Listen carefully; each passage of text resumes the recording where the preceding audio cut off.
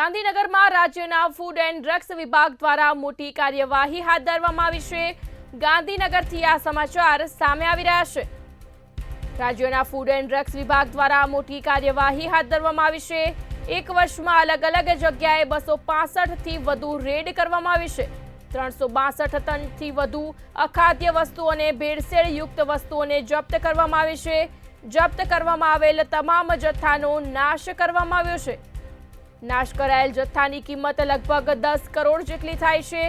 છેલ્લા એક વર્ષમાં 50 ટનથી વધુ ભેળસેળયુક્ત પનીરને જપ્ત કરાયું છે। ગાંધીનગરમાં રાજ્યના ફૂડ એન્ડ ડ્રગ્સ વિભાગ દ્વારા મોટી કાર્યવાહી હાથ ધરવામાં આવી છે।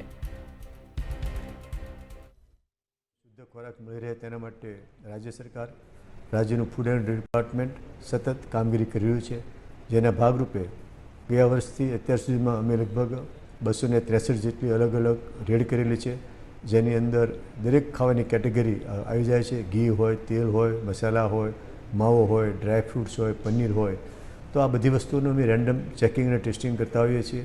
તો ગયા વખતે જે આ 263 જેટલી રેડ કરી, તો એમાંથી અમે લગભગ ટોટલ 362 ટનથી પણ વધારે મટીરિયલ જપ્ત કર્યું અથવા તો નાશ કરાયો, જેની બજાર કિંમત 10 કરોડ જેવી થવા જાય છે।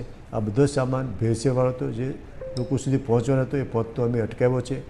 આ ઉપરાંત ગત વર્ષની અંદર જાન્યુઆરી 24 થી ડિસેમ્બર 24 સુધીમાં આ જે ભેળસેળ કરનારા તત્વો હતા એના સામે અમે જે એજ્યુકેશનના કેસ કરેલા હોય, તો કેસની અંદર પણ લગભગ 6.5 કરોડનો અલગ અલગ વેપારીઓને દંડ ફટકારવામાં આવેલ છે।